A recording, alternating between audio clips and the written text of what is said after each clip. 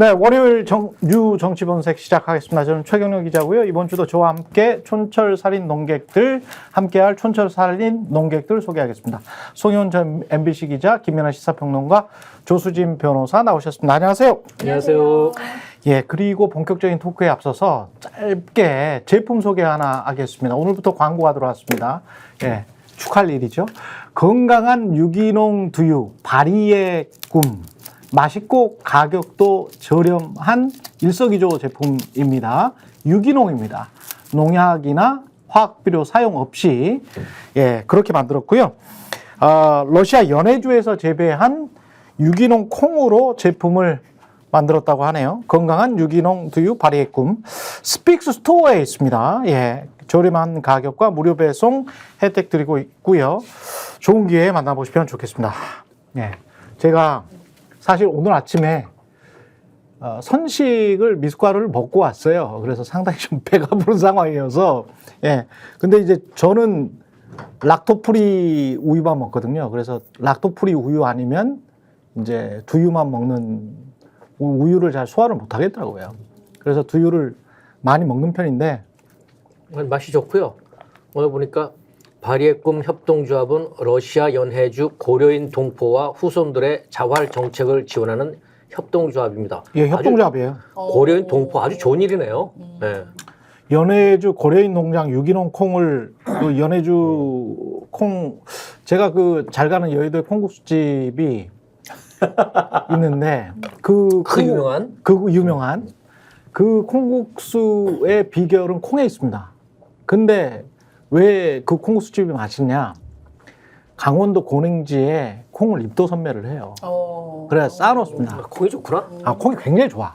근데 이제 연해주의 날씨나 이런 걸로 봤을 때는 고랭지 콩 그 거의 비슷할 것 같다는 그런 이게 재배만 잘했으면 그리고 생산지를 보니까 또 경북 봉화군 봉화읍이야. 예, 삼육식품인데. 요런 거 꼼꼼히 따져서 보는 사람들은 없을 것 같은데 하여간 연해주에 왠지 친근합니다. 연해주에 온 우리 저 옛날 그쪽으로 일제 때 올라갔던 동포들 그 선조들 있지 않습니까? 그 흔적들이 많이 남아 있는데 정말 열심히 사셨다 그래요. 농사도 잘 지었다 그래요. 예. 협동조합 제품이고요. 그 다음에 유기농 제품이다. 그리고 지금 이게 칼로리가 120kcal라서 높지가 않아서 괜찮고 칼슘 들어있다 그러네요. 근데 맛은 약간 콩이 좀 느껴져요. 콩 맛이 많이 나고 먹으면 든든할 것 같아요. 이게 오늘 이거 2개째 먹거든요 지금. 아침에 와서 1개 먹고 여기 지금 프로그램 수만큼 먹는 거예요. 앉아서 또 먹고 네, 아침에 와서 아침에 이거 하기 전에 약간 이거는 좀 단맛이 있는 그 제품입니다. 네. 이게 약간 소금을 넣으면 단맛이 생기지. 이게 당류가 좀 들어있는 제품이고 아마도 제가 제품 개발을 추가로 한다면 그러니까 이게 요즘에 두유가 2가지가 나오거든요. 아예 단맛 없는 제품이 있고 단맛이 있는 제품이 있고 한데 보통은 기본이 단맛이 있는 제품이고 단맛이 없는 사람을 위해서는 단맛이 없는 것도 나오는데 많이 이거를 사면 단맛이 없는 것도 개발할 수 있지 않을까. 식품안전청의 관리인증 앱을 받았네요. 유기가공식품으로 농림축산식품부의 인증을 받은 제품. 오늘 안 그래도 KC 인증 이야기 하려고 했었는데 잘 됐습니다. KC 인증 관련해서 그게 16일에 나왔다가 뭐 맘카페랄지 뭐 인터넷 그다음에 사람들의 반발이 너무 심하니까 이제 이거를 거의 전면 금지, 사실상 금지하려고 한 거잖아요. KC 인증 받지 않은 제품은 금지하겠다. 근데 KC 인증을 받지 않은 제품은 금지하겠다고 했으니까 받은 제품은 중국산이나 뭐 이런 것들 뭐 다른 나라 것들도 마찬가지고 좀 싼 제품에는 없으니까. 그래서 이제 야 그러면 이거 우리 안 그래도 인플레이션 때문에 힘들어서 이런 거라도 지금 구입을 하고 있는데 이거 뭐 하자는 거야 그러면서 한 2, 3일 동안 굉장히 반발이 주말 동안 심했고 그래서 또 이걸 또 걷어들였네요. 또 주말 동안에 전반적으로 국가가 이렇게 왔다 갔다 하는 정부가 왔다 갔다 하는 상황이 한두 번은 아닙니다만은 어떻게 보세요? 아니 이게 주말 동안 많이 다뤄졌던 것은 소비자나 국민들의 반발이시죠. 불편함, 예. 그리고 기준이 뭐냐에 대한 혼란 같은 것들이 많이 다뤄졌고, 그리고 이제 정부 부처에서도 사실 우리도 잘 모른다. 80개가 어떻게 선정됐고 뭐가 다른지 잘 모른다 하다 보니까 급하게 철회가 됐는데, 사실 이게 제가 이제 관세청 관련해서 좀 일을 했었는데 이 굉장한 문제예요. 이렇게 갑자기 지정하면 안 돼요. 이런 식으로 하면. 왜냐면은 이 케이스 인증이라든지 이런 걸 인증을 받을 때 다 비용이 든단 말입니다. 그렇지. 그러니까 품목당 받아야 되잖아요. 근데 그렇죠. 품목당 조금이라도 디자인이 다르거나 품목이라는 것의 구별의 정의라는 것이 재료가 조금이라도 다르면 다 다른 품목이에요. 근데 그 품목마다 수십만 원 내지 수백만 원까지의 그 인증을 위한 비용이 들어요. 제조업체가? 예. 그래서 그러면은 가격 경쟁력이 굉장히 달라지는 거거든요. 그렇겠죠. 그렇기 때문에 수입하는 제품에 그러한 인증을 요구한다는 것은 국가 간에도 굉장히 큰 문제가 발생할 수 있고. 사실상의 관세네. 그렇죠. 예. 가격 경쟁력에서 굉장하게 그 불이익을 주는 거기 때문에 시장에도 굉장한 교란이 생겨요. 그것이 필요한가? 안전이라는 법익하고 형량을 하셔야 되는 문제예요. 그렇죠. 시장의 자유하고 예. 그 물건이 안 들어왔을 때 우리나라의 산업에 미치는 영향이라든가 굉장히 종합적으로 판단해야 되는 문제인데 너무 갑자기 발표가 된 거죠. 저는 이거 보고 산업적으로 말이 안 되는 발표다. 이게 무슨 일인가 이런 생각을 좀 했었어요. 예. 송영 기자는 어떻게 생각하셨어요? 글쎄요, 저도 놀랐어요. 예. 저희 세대는 이걸 잘 몰라서 그런지. 케이스 인증을? 아니, 이제 직구라는 거를. 직구라는 걸. 잘 몰랐는데. 예. 안 하세요? 안 하세요? 그 차이도 있는 것 같아요. 아니, 저도 하긴 해요. 예. 하긴 했는데 이 정도는 아니죠. 근데 아. 아침에 신문 보고 놀랐어요. 야, 이게 이 정도구나. 그래서 첫 번째 든 생각 하나는 마음카페? 이럴 때 소비자, 예. 시민, 국민이 난리가 나니까 금방 반영이 되네요. 그렇죠. 근데 다른 건 왜 반영이 안 되지? 김건희 특검법이나 최상병 특검법이나 네. 아니면 그런 생각도 들었고 하나는 우리 지금은 우리 젊은 세대가 MZ 세대가 합리적인 소비를 하잖아요. 예. 합리적인 소비를 하잖아요. 값 싸고 질 좋고 중국 사람이 옛날 같지가 않아요. 근데 저는 이 정책에서 뭘 봤냐면 자꾸 중국을 적대시하는 거, 배척하려고 하는 거. 근데 이게 옳은 정책인가 싶더라고요. 중국 혐오의 정서가 살짝 있어요. 묻어나 있죠. 네, 여기에. 있어요. 계속 예를 들면 어떤 신문에서 계속 이 문제를 다뤘어요. 이 문제 직구 알테쉬인가? 이거 한국 상중 해서 심각하다고 다루는데 그 저변에는 알리하고 테무요? 예. 알리테무쉬. 예. 그래서 그 저변에는 중국 적대시하는 이런 게 있어요. 그거 있죠. 네. 있습니다. 근데 지금 기사에 아주 나타납니다. 네, 예. 경제라는 것이 분업과 협업으로 돼 있는데 이렇게 갈 수는 없는 거잖아요. 적대하러 되는 건 아니지 않습니까? 이제는 우리가 어떤 산업 구조도 개편되고 국제 정격이 달라지고 하면 중국과의 어떤 경쟁력을 어떻게 유지할 것이냐. 이를테면 기술 우위라든지 디자인이라든지 상품 기획 능력, 고부가 가치 이런 쪽에서 이기려고 해야 되는데 예. 국가의 정책을 좀 그쪽으로 몰아가야 되는데 그쪽 방향으로 가야 되는데 근데 그런 생각은 없는 게 아닌가. 그거하고 그다음에 KC 인증을 받았다고 해서 안전성이 무조건 보장되느냐? 그거하고는 또 다른 문제인 것 같거든요. 왜냐하면 케이스들이 국산 제품들도 KC 인증 다 받았는데 거기에서 안전성이 문제가 된 제품들은 꽤 많았었거든요. 그렇죠.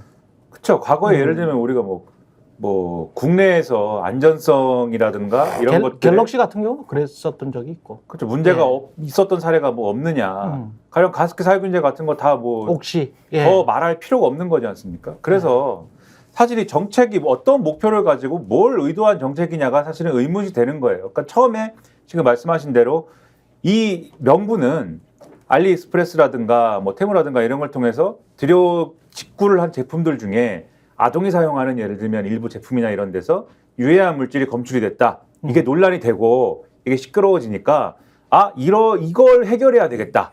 정부가 이렇게 마음을 먹었던 것 같은데 정부 일각에서. 국원 수입 금지하는 게 잘하는 거지. 그렇죠. 예. 그런데 이게 사실은 세세하게 따지면 가능하지가 않습니다. 어떤 제품에서 왜냐하면 이 알리익스프레스라든가 테무라는 데가 제조업체가 아니지 않습니까? 쇼핑몰이란 말이죠. 그렇죠. 쇼핑몰에서 그냥 사서 들여오는 것이고 그 쇼핑몰에 입점해 있는 제조업체 또는 판매자들이 있는 건데 그렇죠. 이 판매자들은 그 쇼핑몰의 특성상 굉장히 많은 이제 이 판매자들이 있고 그렇겠죠. 이 판매자들이 예를 들면 우리나라처럼 무슨 주민등록번호가 있고 뭐 이런 사람들이 아니에요. 중국 사람들인 거지 않습니까? 예. 자고 일어나면 바뀌어 있고 막 온갖 이 셀러들이 막 이렇게 나타나는데 그렇죠. 이거 통제 불가능한 것이고 또 이 제조업체나 이런 거를 이제 거슬러 올라가서 찾아가지고 이 제조업체를 예를 들면 제한을 주기도 어려운 게 중국의 어떤 제조업체가 어떤 이름으로 지금 이 사람들에게 납품을 하는지를 추적하기가 불가능한 거잖아요, 사실. 그리고 중국이라는 곳이 제가 중국 혐오를 하자는 게 아니라 특성이 있지 않습니까?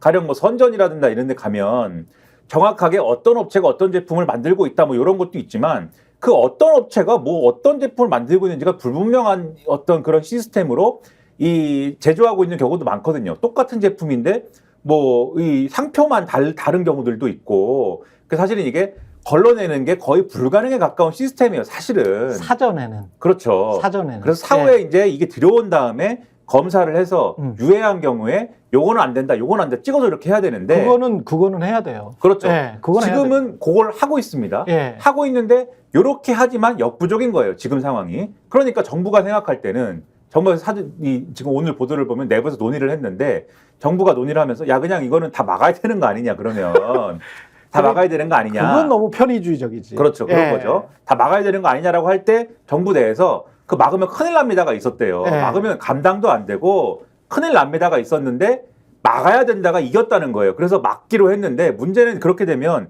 이게 80개 품목인가를 직구하면 안 된다라는 80개 품목인가를 쭉 늘어놓고 막았습니다만은 그 중에는 이 어린이들의 무슨 뭐 이 문제와는 관계가 없는 품목들도 부지기수거든요. 가령 저 같으면 저는 이제 취미가 이것저것 있어가지고 가령 이제 20년 전 게임기 뭐 이런 걸 수집하는 취미나 이런 게 있어요. 아, 그래요? 네. 그 20년 전 작은 게임기 이런 거는 집에 그러면 아케이드 게임 뭐 이런 것도 있어요? 그런 게 아니라 작은 게임기들이죠. 작은 게임. 조그만 게임기 들고 다니면서 네. 이렇게 하는. 집에 갈 필요는 없겠구나. 네, 저희 집에 오셔봐야 뭐 네. 그렇게 좋은 거는 없고 잘 보이지도 않아요. 이제 노안이 와가지고 이렇게 봐야 되는데 화면도 조그매가지고. 근데 그거를 이제 와서 뭐 AS를 맡기거나 할 수가 없잖아요. 없죠. 그런 제품들. 네. 그러면 이걸 자가수리를 해야 되는데 아. 거기 들어가는 부품이나 이런 거 네. 캐패시터나 무슨 컨덴서나 뭐 이런 게 있을 거 아닙니까? 네. 그런 거는 결국은 중국 쇼핑몰이나 이런 데서 알리익스프레스나 이런 데서 주문을 해가지고 사와야 되거든요. 근데 이제 그걸 직구를 막는 품목 중에 케이블이라든가 캐퍼시터라든가 이런 것들이 또 들어있어요. 그러면 이거는 아동의 안전과는 관계가 없을 텐데 이걸 왜 막느냐? 그리고 이걸 막으면은 누가 화나느냐? 지금 말씀드린 레트로 국내 제조업들이 화납니다. 그러면. 그렇기도 하고 네. 근데 이런 것도 있지만 레트로 게임이 취미인 사람들이 또 모여있어요. 카페, 동호회 이런데 그거 고치는 얘기 하고 있는데 갑자기 막는다고 하니까 들고 일어나는 거예요. 막 우리는 어떡하냐? 그리고 또 이제 취미가 자전거가 있는데 자전거 부품이나 자전거에 이제 그 넣어야 되는 액세서리나 이런 거 있습니다. 조그만 거 이런 걸 또 중국 제품이나 이런 거를 많이 사와야 돼요. 그래서 근데 그런 건 또 5월에 주문했는데 5월 내에 안 오는 게 있어요. 6월 달에 와야 되는 게 있어요. 한 번에 오지 않지 않습니까? 예. 근데 이미 난 돈을 냈단 말이죠. 근데 6월부터는 통관을 안 시킨다는 거거든요. 그럼 난 돈 냈는데 이거는 오다가 통관 걸려갖고 내 돈만 날리게 생긴 거예요. 자전거 동호회에서 들고 일어나죠. 그러니까는 제가 아는 것만 벌써 레트로 게임, 자전거, 그다음에 컴퓨터 여기서 들고 일어나는데 오늘 신문을 보니까 오디오 동호회, 커피 동호회, 맘카페 다 들고 일어나 똑같은 이유로 그렇죠. 그러니까 버틸 수가 없으니까 결국은 사람들이 관계 부처와 공무원들에게 전화를 다 해가지고 물어보는데 제대로 답도 못하고 답할 방법도 없고 예. 결국은 두 손 두 발 든 거거든요. 이게 뭐냐는 거죠 도대체. 그러니까 직구가 나도 잘 몰랐는데 굉장히 일상화돼 있었네. 아, 그럼요. 최근에 갑자기 확 늘어난 게 아니고. 아, 그럼요. 그러니까 예. 이 정책 만든 사람도 그걸 모르는 사람들이네 보니까. 아니 그게 직구가 얼마나 일상화되는지를. 몰랐을 리는 없고요. 굉장히 좀 무책임하다라고 느껴지는 게 저는 정부가 이번 정부뿐만이 아니고 특히 이번 정부의 이제 특징은 왔다 갔다 포퓰리즘 정책이라고 저는 그러니까 왔다 갔다예요. 그냥 왔다 갔다 하면서 포퓰리즘에 그러니까 인기 영합에 좀 부합될 것 같은 그런 것들을 툭툭 한 번씩 던져봤다가 아이고 아니야 그러면 쑥 들어가고 뭐 이런 식인 것 같은데 지난번에 옥시 가습기 살균제 같은 경우도 있잖아요. 그때 당시에 정부가 뭐라 그랬었냐면 야 그거 가습기 살균제는 우리 KC 인증 마크에 원래 없어. 원래 없어. 산잡소관이 아니야. 다른 데서 해. 다른 데서 하니까 우리는 우리 책임이 아니거든. 그거는 그러니까 소비자 보호원을 가든지 이 관련해서 보건복지부를 가든지 이거는 우리가 아닌 거야. 이거는 우리는 공산품만 주로 하는 거니까 우리 소관은 아니다. 이러면서 보도자를 낸 적이 있어요. 그걸 왜냐하면 언론에서 이거 KC 인증 제품인데 이 정부 책임도 있는 건 아니야. 그런 걸 썼었거든. 그러니까 KC 인증 제품은 아니다라고 또 화들짝 놀라가지고 그러니까 이게 KC 인증이라는 것이 어떻게 보면 정부는 책임을 안 지지만 아까 말씀하신 대로 정부가 또 제조업들을 이렇게 줄 세우기를 하면서 정부나 정부의 공공기관이나 또는 거기에 사실상 그 민영화된 기업들도 꽤 있거든요. 거기 그냥 수익원 발굴해주는 그 정도밖에 기능을 안 하고 있는 것 아닌가. 그러면서 관료들의 놀이터가 되고 있는 것 아닌가. 그런 생각도 사실은 들긴 들어요. 그래서 이 난리가 난 가운데 그래서 일부 이제 국민들이 그런 카페라든가 커뮤니티라든가 이런 데서 그러니까 이게 너무 자기한테 밀접한 일이 되다 보니까 고민을 굉장히 많이 하고 질문을 많이 하고 공무원들한테 진짜 전화해갖고 자기들이 답변 받은 거를 다 대화록을 써서 올리고 하면서 분석을 하고 법적인 문제가 뭐가 있냐를 난리가 났거든요. 분석을 하고. 그래서 내린 몇 가지 결론과 시나리오가 있는데 그중에 오늘 언론에도 많이 그게 났는데 첫 번째로 이게 어떤 중국 업체와 중국에서 직구하는 요 중국 업체와 그다음에 국내에 수입하는 업체와의 형평성 문제를 고려한 것 같다라는 게 첫 번째가 있어요. 그래서 수입을 해야 되는 업체는 KC 인증을 받아야 되니까 비용이 발생하지 않습니까? 그렇죠. 그러니까 이 업체들이 볼 때는 중국에서 직구해 오는 요것에 대한 형평성 문제가 발생해서 그것에 대한 고려를 뭔가 한 거 아니냐, 정부가. 그래서 막아버리려고 한 거 아니냐라는 게 첫 번째가 있고 두 번째로는 지금 말씀하신 것처럼 KC 인증을 해주는 이 인증하는 요 기관이 민간이기 때문에 민영화되어 있는 것이기 때문에 요거 관련돼 가지고 뭔가 유착이 있는 거 아니냐. 나아가서는 앞으로 KC 인증 기관에 대해서 영리화한다고 했기 때문에 영리화된 기관에도 인증 자격을 준다고 했기 때문에 요거 관련된 무슨 짬짬이나 이런 게 있는 거 아니냐. 요런 의심, 요건 이제 확인된 건 아니기 때문에 그렇죠. 의심이라고 해야 될 텐데 요런 의심을 가지고 요렇게 접근하는 이제 시선이 있는데 요거에 대해서는 정부가 아니라고 하는데 뭐 아니라고 하지 뭐 맞다고 하겠습니까? 그러니까 이런 의심이 나올 정도까지 상당한 지금 어떤 불신이나 이런 것들이 쌓여 있는 상황이다. 근데 여기에 대해서 추가적으로 그러면 말씀드리자면 그러면 이 혼란상이 있었으니까 그러면 어쨌든 이 정책 자체는 원점으로 돌아간 거잖아요. 그럼 애초에 문제 그러면 중국에서 직구한 그러한 이 제품들 중에 일부 안전성 문제가 생기는 것에 대해서는 그럼 앞으로 어떻게 할 거냐라는 근본적인 문제는 하던 대로 하겠다라는 거 아닙니까? 그렇죠. 그 문제는 어떻게 할 거예요? 라는 질문이 또 한쪽에서는 또 커지고 있어서 그러면 이게 근본적으로 문제 해결은 안 되고 긁어부스럼만 만들어 놓은 이 판단의 배경과 판단한 사람은 누구냐 얘기가 이쪽으로 좀 가고 있는 거예요 지금. 그리고 가격이라는 측면에서 인플레이션에 굉장히 지금 민감한 시기이고 그리고 이제 국민들은 그냥 그런 생각도 좀 들어요. 해외 직구를 할 수밖에 없는 계층과 해외 직구를 아까 안 해보셨다고 했지만 그거는 이제 세대일 수도 있고 세대 플러스 계층적 측면이 여기에 좀 담겨 있는 거 아닌가 싶어요. 그러니까 대통령이나 대통령 주변 그리고 정부 관료들은 해외 직구를 안 해본 것 같아요. 그리고 그 계층도 자기들이 속한 계층이 아니 뭐 국산 이렇게 싸고 좋은데 이렇게 생각하는 것 같아요. 근데 국산만 고집을 할 수가 없는 어떤 계층들에 관한 생각 그리고 그런 세대에 관한 고려 이런 것들이 지금 굉장히 부족한 정보가 아닌가 싶습니다. 아니 저도 얼마 전에 사실 이제 뭐 특정 뭐 얘기할 수는 없고 직구라는 거를 애들한테 배워갖고 좀 했어요. 한번 해보셨어요? 근데 진짜 말도 안 되게 싸. 싸죠. 그래서 처음에는 몇 번은 망설였어요. 이렇게 쌀 수가 있나? 속는 것 같아. 진짜 올라나? 그래서 뭐 얼마 안 되더라고. 해보니까 품질도 괜찮아. 그래 조금 이렇게 가더라고요. 글로 가게 돼. 그러면서 걱정도 했어요. 야 이런 식으로 우리 저 유통업 어떡하지? 우리 제조업 어떡하지? 이런 걱정도 했는데. 그렇죠. 하나는 지금 아까도 얘기했지만 합리적인 소비를 하잖아요. 그럼 물가고 민생고가 좀 어렵다고. 그거를 좀 60년대, 70년대식으로 이를테면 지금 정책은 보면 그 합리적인 소비를 막고 강제로 국산품 애용하게 하는 거야. 우리 유통업, 우리 제조업 보호해야 되니까 박정희식으로. 그렇게 강제로 예. 국산품 해용 이런 건 마찬가지라고. 근데 지금 예. 젊은 세대에서는 이거 이해 못 해요. 씨알도 안 믿죠. 아니, 이해도 예. 안 돼. 그리고 그 대통령실, 나라를 이끌어 대통령실, 대통령부터가 좀 반성을 해야 될 것 같은데 일전에 저거 있었잖아요. 대파 한 달에 875원. 난리가 났었잖아요. 또 얼마 전에 저 물가 점검한다고 시장 갔다가 멍게보더니 소주 한 병, 이 얘기했지 않습니까? 왜 거기에 국민들이 화가 났는지. 그러니까 물가고 이런 것도 있지만, 저분들이 나라를 이끌어가는 저 대통령이 저분들이 우리 서민들의, 국민들의 어떤 어려움, 고통, 이걸 이해하는 사람들인가? 모르는구나. 그러니까 너무 화가 나는 거예요. 아니라구나. 그런데다가 이런 일이 터지니까 진짜 모르네. 예. 진짜 우리의 삶, 우리의 생활과는 응? 이런 사람들이 나라를 이끌어가네. 그렇죠. 그 분노가 더 커지는 거죠. 그렇죠. 그러면서 이게 나오는 게 뭐냐면 그 SNS에 인터넷 많이 떠듭니다. 우리 대통령은 진짜 먹고 마시는 것만 진심이야.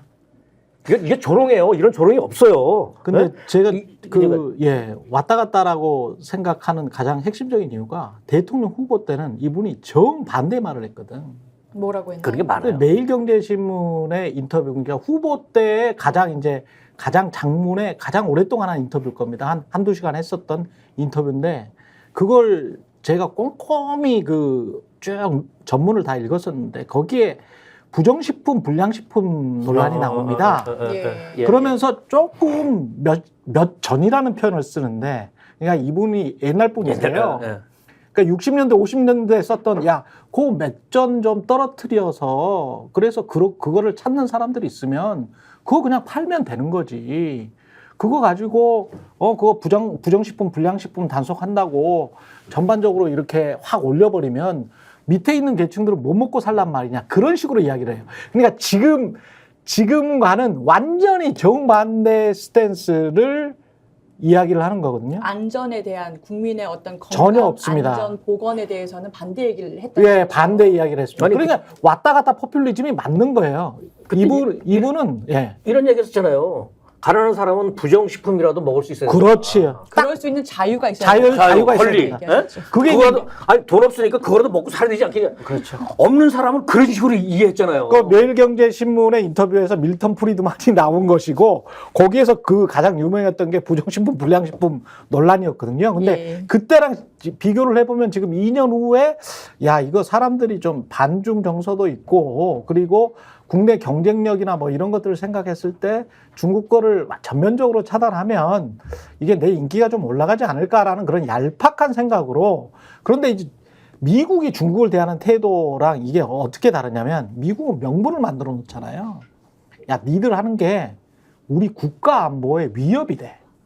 그래서 첨단 기술 반도체 이쪽은 그것도 몇 나노 이상, 뭐 7나노 이상, 뭐 이런 거는 당신들한테 뭐 제조 장비랄지 이런 것들을 갖다 댈 수가 없어. 왜냐하면 우리 국가 안보에 위협이 되니까. 이렇게 나름의 선을 그어놨거든요. 그러면서 그것 가지고 중국이랑 싸우고 있지 않습니까? 근데 이거는 나름의 선이면 국민 건강이어야 되잖아요. 그럼 국민 건강과 관련해서는 이게 그거를 사전에 그러면 KC 인증 없으면 뭐 무조건 다 수입 금지야? 그러면 너희들 KC 금지 그 사전 규제가 없었다고 했던 옥시 그 살균기 같은 경우는 너희들 없었다며. 보도 자료도 그렇게 나와가지고 사람들 그렇게 많이 죽었는데 뭐 이거는 어떻게 된 거야? 라고 중국에서 치고 나올 때 할 말이 없는 거야. 그렇죠. 그러니까 이게 논리가 없는 게 앞서도 논리가 없는 말씀드렸듯이 거야 이게. 품목에 건강, 그러니까 이번에 문제가 된 그런 위험성이 있는 어떤 유사한 그런 네. 품목들인 것도 아니고, 그렇죠. 80개 품목이 어떤 기준인지를 알 수가 없는 데다가, 그래서 이게 유해성과 관련된 기준이냐라고 물으면 그걸 처음부터 설명하기가 어려운 방식인데다가, 그러면 그걸 떠나서 그러면 이게 방금 말씀드린 대로 중국에서 수입하는 국내 업체와의 형평성 문제냐, 그러면 명분은 뭐 이거 위해성을 댔지만 이런 경제적 고려가 있는 거냐라고 물어도 이 정부에서 이 자유민주주의와 자유시장 경제를 신봉한다고 주장하는, 신봉 안 하는 것 같지만 신봉한다고 주장하는 이 정부에서 이렇게 막을 수는 없다고밖에 볼 수 없는 게 당장 여당 내에서도 그 지적이 나와요. 이게 그런 형평성 문제라고 하면은 국내에 예를 들면은 이 이 국내에 쇼핑몰을 운영하는 그러한 뭐 업체라든가 또는 국내 제조사라든가 이런 부분에 있어서 뭔가 기술 혁신이라든지 그렇지. 그러니까 가격 경쟁력을 갖출 수 있는 그런 것들을 정부가 지원해서 그들은 규제 철폐라든가 이런 걸 얘기합니다만 국내 유통 혁신을 해야지. 그렇죠. 예. 그런 걸 통해서 가격을 낮출 수 있도록 해서 가격 경쟁을 가질 수 있도록 해서 그걸 통해서 해결을 해야지 결국은 소비자들이 이 직구에 쏠리는 이유가 가격 때문 아니냐. 그렇지. 그걸 등한시하고 이걸 막아버리면 그게 해결이 되느냐. 바로 반론 나오잖아요. 그러니까 논리가 없는 거죠. 근본적으로. 논리가 없는 거고. 여기서 좀 더 크게 보면요. 그 정부의 속내는 사실은 급성장하는 너무 지나치게 싼 중국 쇼핑몰에 대한 견제가 필요하다라는 그렇죠. 정책적 속내였을 수 있습니다. 예. 근데 이거를 그렇게 대놓고 당신들 너무 급성장하니까 우리가 견제 좀 합시다 이렇게 할 수는 없으니 국민의 건강, 어린이용 제품에서 유해 물질이 나왔잖아요. 예. 옳다구나. 이걸 명분으로 해서 지렛대로 삼아서 견제를 해보자라는 굉장히 선한 목적이었을 수 있어요. 그건 우리 국익에 도움이 될 수도 있고 여러 가지 면에서. 그런데 문제는 아까 미국 얘기도 하셨지만 정책이 정밀함이 부족한 거죠. 그렇죠. 이게 계속 네. 반복됩니다. 이 문제가 또 나온 건데 계속 대통령의 무슨 향기가 나요. 이런 발표에서. 그러니까 이익이라는 게 다 상충되기 때문에 정책이라는 거는 이익과 이익을 조율하는 건데 거기서 굉장히 정밀해야 되는 건데요. 의대에서도 의대 정원 문제도 2,000명이라고 발표한 다음에 계속 밀어붙였잖아요. 근데 또 오늘 또 R&D 예타 폐지하라라고 갑자기 또 지시가 내려왔지 않습니까? 근데 이게 예타라는 것도 예. 다 연역적으로 필요해 생긴 거기 때문에 예. 이거를 갑자기 폐지? 예. 이건 사실은 너무 거친 거예요. 이렇게 되면 네. 또 굉장히 문제가 생깁니다. 그래서 계속 반복되는 정책에 있어서의 정밀성이 떨어지는 문제점을 보여주고 있다. 킬러 문항 없애라고도 했잖아요. 맞아요. 수능에서. 킬러 문항 없애라 그러는데 킬러 문항이 없애진 건지에 관해서는 그래서 또 수능이 더 어려워졌잖아요. 그럼요. 중킬러 문항이 많아서 불수능이 됐다라고 또 하는 아니, 거기 우리 저 때문에. 기자선을 많이 겪었잖아요. 네. 변별력에 따라서 어느 날 쉬우면은 그렇죠. 불수능이다 하고 난리치고, 네. 그리고 그 다음에는 변별력 갖춘다 하면 어려워서 사교육비 올라간다. 이런 사정을 모르는 거예요. 그러니까 좀 전에 왜 저 의대 정원도 이번에 행정법원 결정이 그렇게 나긴 했지만 그건 제가 보기에는 정부 승리 아니에요. 정부 승리가 아니라고. 예를 들면 행정법원에서 예. 행정법원에서 절차상의 문제, 그러니까 의료 개혁이 필요하냐 이거는 법원의 문제가 아니에요. 그렇죠. 그 네. 법원의 문제가 아니라니까. 네. 그 정치에서 할 문제지. 그렇죠. 그렇죠. 행정법원을 따져야 되고 이것이 법으로 정해진 어떤 절차대로 진행이 됐느냐, 민주적으로 진행됐느냐 이걸 봐야 되는 거잖아요. 그거 보면 되는 거라고. 근데 여기서 지금의 어떤 정원 늘린 거를 정지시키기에는 의사수가 너무 부족하기 때문에 어떤 공공복리를 위배된다 그래서 의대생 정부 편을 들어준 건데 그 내용을 보면 그 안에 2,000명에 대한 근거가 없다. 절차에도 뭐 문제가 있다라고 했어요. 내용을 따져보면 정부가 이긴 거 아닙니다. 자꾸 정부가 이겼다고 하면 안 돼. 이런 식으로 하게 되면 이게 얘기 옆으로 좀 튀었습니다만 직구든 뭐든 오락가락 왔다 갔다 이러니까 예. 결국 뭐냐면 정부 대통령에 대한 신뢰가 떨어집니다. 예. 자꾸 떨어지고 권위가 없어져요. 그럼 뭘 해도 국민들이 왜 또 저러지? 뭐 하자는 거지? 계속 의심만 하게 된단 말이에요. 그게 얼마나 큰 국력의 낭비예요. 그러니까 말씀하셨듯이 오늘 언론에서 대부분 엮어서 비판하는 게 R&D 예산과 관련된 문제예요. 분명히 지난번에는 이게 무슨 카르텔이 있다고 그래서 R&D 예산을 다 없애버려서 그것 때문에 맞아요. 난리가 났는데 갑자기 또 내년 예산에는 R&D 예산을 뭐 엄청나게 반영한다라고 하면서 예타까지 폐지하면서. 그렇죠. 엊그제 이제 재정조달회의에서 예타는 그냥 폐지해버려라 이렇게 얘기를 하면서 예. 앞으로는 무조건 R&D라고 하면은 다 될 것처럼 얘기를 하는데 거기에 대해서 과학계의 반응이 아니 R&D 예산 자체를 예를 들면은 효율적으로 잘 쓰는 거는 좋은 거다. 그렇죠. 그러니까는 이게 황당한 사업들도 많을 텐데 그걸 잘 걸러내서 네. 필요한 사업에 제대로 R&D 예산을 많이 쓰게 하는 게 좋은 것이지 누가 다 해달라고 했느냐. 그게 아니라 그런 얘기를 했더니 R&D 예산을 다 없애버리는 것도 웃기고 지금 예타를 다 폐지해가지고 그냥 무조건 다 되게 하는 것처럼 하는데 그렇게 되면 결국 정부 관료 몇몇이 되는 사업 안 되는 사업은 마음대로 결정할 거 아니냐 예타가 없어지면 그렇죠. 그게 오히려 더 걱정된다 이런 얘기가 바로 나오는 거고 이것뿐만이 아니라 지금 말씀하신 것처럼 예를 들면 만 5세 입학이라든가 이전부터 뭐 하다가 잘못되면 뒤집고 하다가 잘못되면 뒤집고 뭐 이런 것들이 수도 없이 많지 않습니까? 그렇죠. 네. 오늘 언론들이 다 그걸 지적하고 비판을 하고 있거든요. 그런데 이것과 관련된 비판이 처음 나오는 것도 아닌데 이 정부가 달라지지 않는다라는 거는 원래 그런 성격의 뭐 정부가 아닌가. 짧게 그 나경원, 유승민 뭐 특히 한동훈 있잖아요. 한동훈이 이 소재를 가지고 침묵을 깼죠. 예, 직구 관련해서 이제 비판을 했단 말입니다. 정부를 비판을 했어요. 이 시점에 이 소재를 가지고 비판한 이유, 나는 당대표 나간다 뭐 이런 겁니까?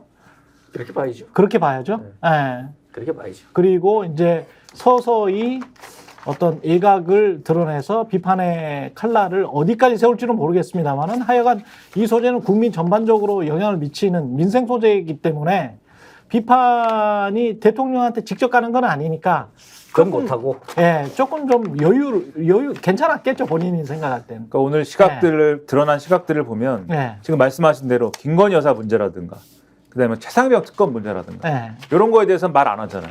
한마디도 말하지 않지 않습니까? 나경원, 한동훈은 말하지 않아. 그렇죠. 예. 이런 거에 대해서 한마디도 말을 하지 않는데 예. 요 문제, 직구금지에 대해서는 얘기를 하지 않습니까? 그렇죠. 근데 최상병 특검이라든가 김건희 여사 문제는 대통령하고 직접적으로 연관되어 있는 문제잖아요. 그거는 유승민만 말해. 그렇죠. 예. 그러니까 이런 걸 얘기하면 이제 반윤인 것이고. 그렇죠. 근데 다만 한동훈 지금 전 위원장이 얘기한 요 KC 인증 뭐 등등 해가지고 요 직구금지 문제는 대통령은 어쨌든 뭐 우리는 약간 마음속에 의심이 있지만 네. 대통령이 오락가락해서 그런 거 아니야? 네. 의심이 있지. 어쨌든 정부가 친 사고 아닙니까? 그렇죠. 공식적으로는. 네. 정부가 친 사고이기 때문에 대통령 이름은 나오지 않아요. 그렇기 때문에 여기에 대해서는 한동훈 전 비대위원장이 뭔가 목소리를 내면서 그동안 이미지 정치하는 거 아니냐, 뭐 목격담 정치하는 거 아니냐, 간보기 그만해라 라는 얘기가 있었으니 나 현안에 대해서도 얘기합니다. 그리고 이 현안에 대해서 얘기하는 것을 시작으로 해서 뭔가 공식적인 정치 행보를 시작하는 것이고 당권 도전 그런 것도 열어놓고 있습니다. 그래서 오늘 신문에 코멘트가 뭐가 있냐면 한동훈 전 위원장이 주변에 이렇게 얘기를 했다는 거예요. 민심이 원하는데 그걸 외면하는 것도 이상하지 않느냐 이렇게 얘기를 했다는 거여서 아마 이런 것들이 이제 당권 도전의 어떤 요소로 고려되고 있는 것 같다. 그런데 그 길이 반윤은 아니고 비윤 정도 아니겠느냐. 완전히 이렇게까지는 아니고 한 요 정도 각도가 아니겠느냐. 이렇게 전망하는 것 같습니다. 지난 5.18이 주말이었기 때문에 간단하게 대통령 기념사에서 그게 안 나왔어요. 헌법 이야기가 안 나왔어요. 개헌 이야기도 안 나왔고. 이거가 의미하는 게 뭘까요? 이번에 말을 하지 않은 이유. 대통령 제가 한번 5.18 기념식에 3번 가신 거잖아요. 예. 처음부터 3년 연속. 네, 갔는데 그건 의미가 있습니다. 3년 연속 간 거. 가는 건데, 그러니까 가는 예. 건 뭐 북한에서는 더 당연히 또 가야 되는 거죠. 예. 근데 기념사를 보면은 이제 앞에는 그 이를테면 어디서나 나올 법한 얘기 있지 않습니까? 예. 그건 복사해서 옮기듯이 해요. 그러니까 그 이를테면 거의 영혼 없이 5월의 정신은 지금도 자유와 인권을 위협하는 이런 게 22년 했던 얘기고, 예. 그 5월의 정신은 자유와 청 이런 얘기를 합니다. 아, 근데 영혼 없이 이런 얘기인데 예. 기승전 어디로 가냐면 그 때문에 5.18을 어디 연결시키냐면 잘 살게 해주겠다. 예를 들면 광주 지역을 예? 광주를 AI와 첨단 기술 기반의 산업 고달 이런 지역으로 만들겠다. 예? 광주와 호남의 산업적 성취와 경제 발전을. 지난해에도 그랬고 지지난해에도 그랬다. 올해도 경제를 빠르게 결국. 근데 이런 생각이 들었어요. 80년에 광주의 그 시민들이 어린 학생들이 전두환 군부 독재의 그 저항에서 일어난 게 우리 광주도 부자 도시 만들어 주세요. 잘 살게 해주세요라고 해서 일어난 거 아니잖아요. 그렇죠. 그건 아니잖아요. 근데 대통령 그게 오해의 정신 아니잖아요. 기념사에 3년 모두 3년 내내 빠짐없이 글로 가요. 광주를 잘 살게 해주겠다는 경제 식으로. 발전. 네. 이게 어디서 됐냐면 4.3 때도 그랬어요. 제주도 가서. 제주도를 관광으로 어떻게 이렇게 했어요. 그걸 제주 사람 바라는 걸까요? 이게 왜 대통령이 그쪽으로 하는 게 이렇게 흘러가는지 모르겠어요. 근데 약간 피해자들 입장에서는 그리고 시민들 입장에서는 모욕스러울 것 같아요. 그럼요. 네. 우리 아버지 어머니 누나 형들이 네. 그때 이를테면 광주 시민들이 그 군부 독재에 저항해서 일어났던 게 이를테면 부자로 살고 싶어서 네. 부자 도시 만들어 달라고 그건 아니잖아요. 그러니까 민주화의 이렇게 들으면은 지금 피값을 자꾸 돈으로 돈으로 연결시키려고 이렇게 그래. 세마는 것 같은 그런 뉘앙스를 주는 건 별로 좋지 않은. 그러면서 계속 네. 저기 나오잖아요. 홍준표 시장이 또 그 얘기했잖아요. 5.18 유공자 누군지 뭐 이런 거. 예. 다 그런 시각이란 말이에요. 그러니까 이게 네? 최소한 그런 말이 보상 제대로 이게 네. 최소한의 진정성을 가지려면 그런 데에서 딴소리하는 사람들이 없어야죠. 그러니까는 당시 5.18 광주 민주화운동 당시에 북한군이 뭐 개입을 했다든지, 예. 무슨 뭐 그 다음에 무슨 뭐 유공자가 누구인지 뭐 이름을 밝혀야 된다든지, 무슨 뭐 또는 뭐가 어쨌다든지 이런 얘기를 하는 사람이 정말 없고, 우리 사회가 5.18 민주화운동에 대한 모든 남아있는 의혹을 해소했고, 누가 발포명령 했는지 등등, 그리고 억울한 죽음이 어떻게 돼 있는지, 주검들이 어떻게 됐는지, 화장을 한 것인지, 어디에 그냥 묻어버린 것인지 등등에 대해서 다 해소가 된 상황이면 예. 대통령이 그런 얘기를 해도 뭐 어떤 진심이 있겠지라고 하겠는데 아니지 않습니까? 온갖 이상한 얘기들을 하는 사람들이 여전히 남아있고, 그런 사람들이 또 국민의힘이라는 보수정당의 일부분을 또 차지하고 있어요. 그러면 마치 지금 어떤 그런 의문들이 해소된 것처럼, 다 해소된 것처럼 말하는 게 저게 어떤 의미냐라고 하는 거에 대해서 진정성에 의문이 갈 수밖에 없고, 저는 윤석열 대통령의 세계관 때문에 오는 문제라고 보는데, 어떤 거냐면 아주 사실은 돈이 우선이지라고 하는 시선 자체가 천박한 것이기도 하지만, 그렇지 않습니까? 그렇죠. 민주화 운동의 어떤 진정성을 확인받는 것, 그리고 또 그 당시에 벌어졌던 진상을 규명하고 또 처벌해야 되는 사람을 제대로 처벌하는 것보다는 여러분 경제 발전과 여러분 주머니가 두둑해지는 게 더 우선 아닙니까라고 하는 시선 자체가 천박한 것인데, 그렇죠. 저는 그래서 그게 윤석열 대통령의 어떤 천박한 세계관을 보여주는 거라고 생각하는데, 그거 플러스 알파 제가 볼 때 뭐가 있냐면, 지금 이것에 대한 진상규명을 권하고 진상규명을 해야 된다라고 얘기하고, 여러분 진상규명 해야 되지 않습니까라고 얘기하고, 여러분 이 전두환을 처벌해야 되지 않습니까? 뭐 죽었지만 뭐라고 얘기하는 사람들은 사기꾼이다. 이 사람들은 여러분의 억울함을 이용해서 정치적으로 이용해가지고 자신들의 입속 챙기는 사람들이다 라고 사실은 이전부터 그런 비슷한 주장을 해왔잖아요. 예. 그런 거의 연장선에서 예. 나는 그게 아닌 거예요. 윤석열 대통령. 나는 그게 아니기 때문에 진상규명 말하지 않고 책임자 처벌 말하지 않고 그것이 아닌 다른 뭔가를 말하는데, 그게 뭐냐? 나는 그거하고는 완전히 다르게 저 사람들이 얘기하지 않는 경제발전 얘기한다. 그런 거 아니냐, 결국 이것도 전 정권 또는 민주 세력과의 차별화라는 그러한 자기만의 어떤 기준의 결론 아니냐. 저는 그런 의심도 들어요. 어떻게 그게 아니면은 매년 욕을 먹으면서도 똑같은 얘기를 이렇게 참, 합니까? 맞아요. 왜 매년 이게 참 고집스럽다. 어? 그 세계관도 얘기했지만 참 고집스럽다는 생각이 그걸 했었고, 또 하나는 그 대통령의 기념사가 공허하게 들리는 게 왜 그러냐면, 앞에 얘기했어요. 뭐 5월의 정신은 뭐 자유와 민주주의. 지금 자유가 어떻죠? 표현의 자유, 언론의 자유 다 억압되고 있잖아요. 그렇다면 그때 전두환 군부는 총칼로 그 민주주의를 억압했다면, 지금은 검찰을 동원해서 민주주의를 억압하고 있지 않습니까? 예. 현실은 말과 현실이 반대야. 예. 반대라고. 3년 내내 그래. 그렇죠. 윤석열 대통령이 그 보수 정당 출신 대통령 중에서는 처음으로 3번 연속으로 5.18 이 추도식에 참여했어요. 예. 그거 자체는 평가를 해줘야 되는데, 계속해서 이 연설에서 반복적으로 경제적 자유라든지 경제적 신장, 광주를 그거하고만 엮어서 이야기한다라는 거는 이 사람의 세계관, 그러니까 이 가치관 자체라고 이제는 받아들여야 될 것 같고, 근데 이게 법적으로 중요한 거는 공약 위반이에요. 5.18 정신을 헌법에 수록하겠다라고 약속하고 대통령 됐지 않습니까? 그렇죠. 심지어는 불과 한 달 전에 있었던 국민의힘 총선에서도 공약이었습니다. 네. 근데 대통령이 본인이 추도사를 하면서 그 말을 3년 연속 하지 않는다? 이거는 사실은 그 공약을 믿고 분명히 표를 행사한 국민들이 있을 텐데, 그 국민들에 대한 기망행위예요. 사기죠. 그렇죠. 표를 예. 가져간 거죠. 그래서 이건 굉장히 문제가 있습니다.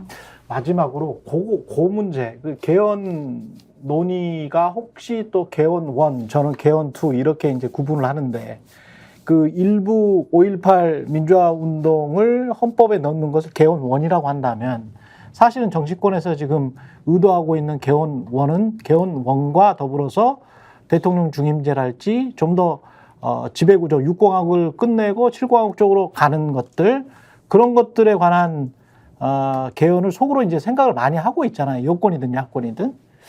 그것을 굉장히 좀 두려워하고 있는 것 아닌가. 그래서 저 헌법 이야기를 안 하는 것 아닌가. 그런 생각도 좀 들기는 하더라고요. 오늘 네. 언론에 보면 코멘트가 이제 네. 대통령실은 그 5.18 헌법 전문의 5.18 정신을 수록하는 거에 대해서 마음은 변하지 않았습니다.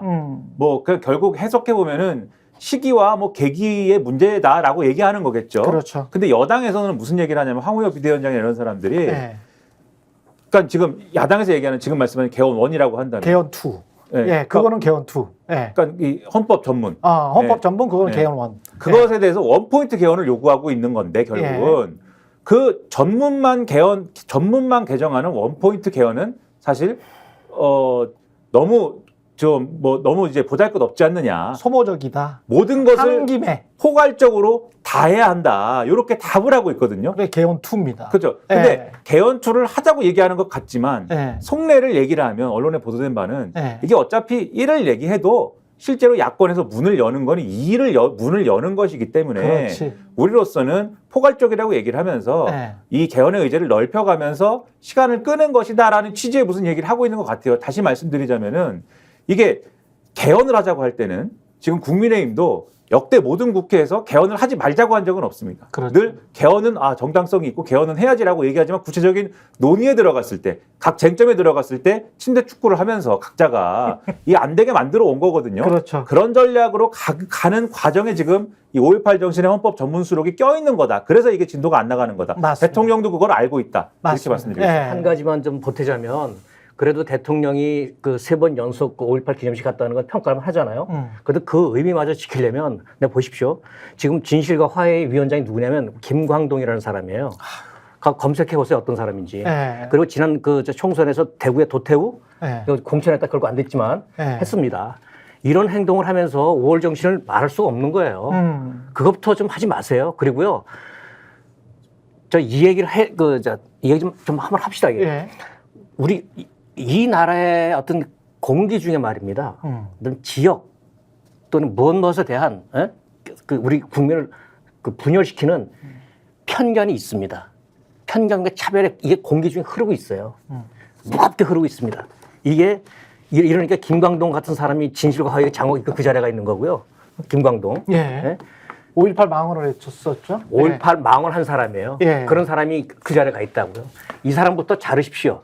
그 다음에 5월을 얘기하십시오. 대통령 각하. 여기까지 각하까지요. 풍자하자면. 송희웅 기자, 김민하 평론가, 조수진 변호사였습니다. 고맙습니다. 유정치본색 잠시 후에 2부 최상병 특검과 관련해서 집중적으로 따져보겠습니다. 고맙습니다. 저희가 얘기할 때 오셔가지고 라이브로 관전하시기 바랍니다. 반드시 주변 사람들 데리고 오시기 바랍니다. 구독, 좋아요, 알림 설정 해주시기 바랍니다. 좀 살려주십시오, 저 좀.